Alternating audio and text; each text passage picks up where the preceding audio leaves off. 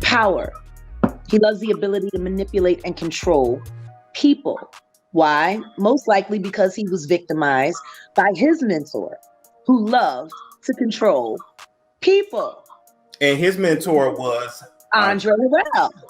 Tell us how who was was he mentored by Clive Davis. Diddy is on top of the headlines yet again. Puff Daddy is caught in another scandal that puts him up against Jeffrey Epstein, but with a twist.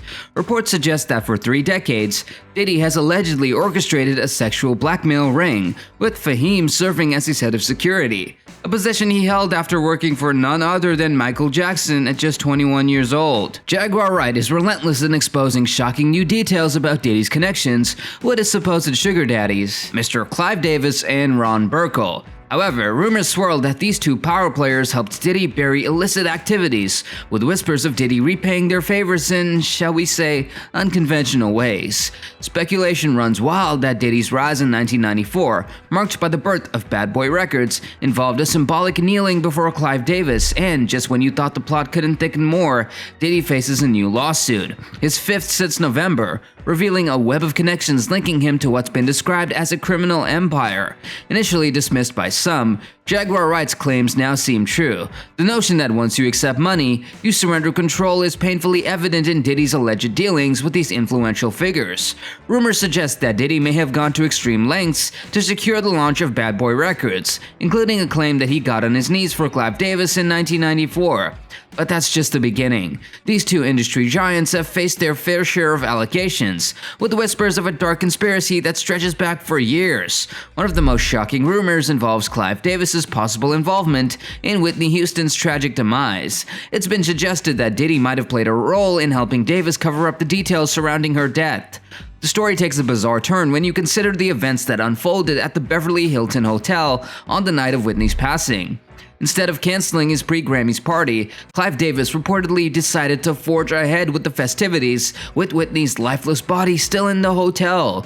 Partygoers mingled in the lobby, seemingly oblivious to the tragedy that had occurred upstairs. Despite Clive's claims that the party was a tribute to Whitney, many, including Whitney's close friend Chaka Khan, have criticized his decision as insensitive and inappropriate. The controversy surrounding Whitney's death and the subsequent party paints a disturbing picture indeed.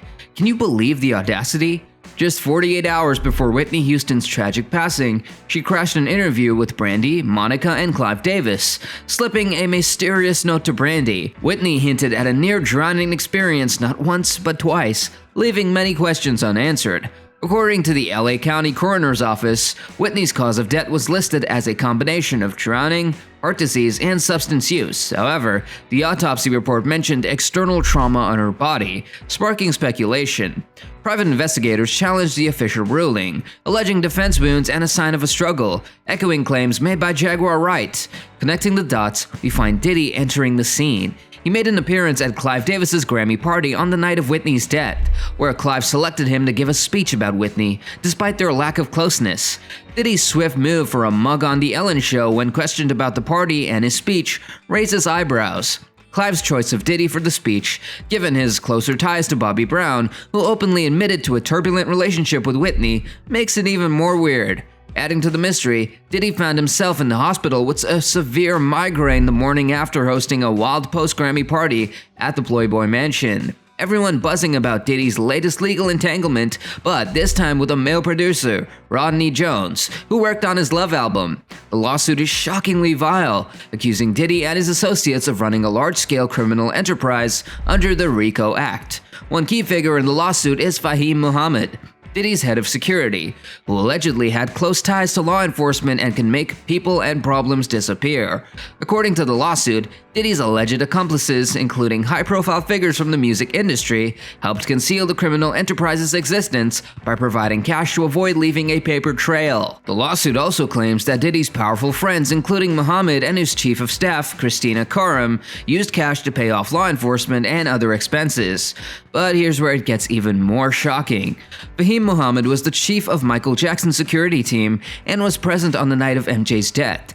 He testified during Dr. Conrad Murray's trial, revealing that he was hired as MJ's chief of security just 10 months before his death, despite being fresh out of college. It's all twisted indeed. According to a social media user who has gone deeply into this mess, it's possible that someone else, possibly with ties to Diddy, might have been behind the hiring of Fahim Muhammad on behalf of Michael Jackson. This theory is based on a series of events and allegations that paint a disturbing picture. Jackson's alleged statement about Jews in the music industry being like sponges, taking everything from him, is tied to his disputed will, signed in LA by 3 witnesses on a day when Michael Jackson was actually in New York, as proven by video evidence. This discrepancy led to questions about the authenticity of the will, which appointed John Branca as the executor of Jackson's estate, including his significant share in Sony. Branca's past actions, including being fired by Jackson in 2003, all for allegedly siphoning money in collusion with Sony Music CEO Tommy Mottola through offshore accounts, and that raises eyebrows. Mottola, who is Jewish, also married Mariah Carey under controversial circumstances. I mean, there's clearly a pattern where non-black individuals involved in the music industry, particularly those tied to the Diddy case, are of Jewish descent, highlighting a perceived concentration of power in the industry. For most of Michael Jackson's career, his head of security was Bill Prey, who was not only his mentor but also a father to him. The two were incredibly close, with Prey running Jackson's security until he was 70 years old, at which point Jackson continued to support him financially until Bray passed away at the age of 80. Jackson's deep respect and affection for Bray are evident in a touching letter he wrote to him, providing insight into Jackson's education, worldview, and life story. However, after Bray's retirement, Jackson's security was managed by various individuals who came and went.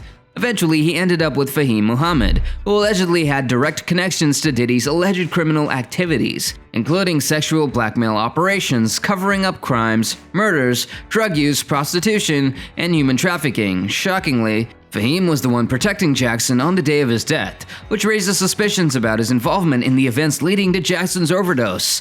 Fahim may have been another celebrity handler hired by the industry to keep his celebrity client in check. This theory aligns with claims made by Kanye West about his trainer, Harley Pasternak, who allegedly threatened to have him institutionalized. Fahim's appearance as a specter at the school event is also weird, as this school has been associated with intelligence agencies like the CIA and the FBI. I mean, the twists and turns in Fahim Muhammad's story are truly mind-boggling. So, Fahim graduates in 2008 from college with a business degree. Fast forward a year, and he's the head of security for none other than Michael Jackson, the king of pop himself. How does a recent grad end up guarding one of the biggest stars in history? Let's not forget Jackson's beef with Sony. He's accused them of shady dealings, even calling Tommy Mottola, Sony's head at the time, the devil. Interestingly, shortly after Mottola left Sony, the company merged with Clive Davis's Arista Records. Davis later became Sony Music's chief creative officer in 2008. Coincidence? Maybe not. And then there's the bizarre coincidence of Burkle purchasing MJ's Neverland Ranch after his passing. What's really going on here? What do you guys think? Let us know in the comments below. Subscribe to our channel for more videos from us. Thanks for watching.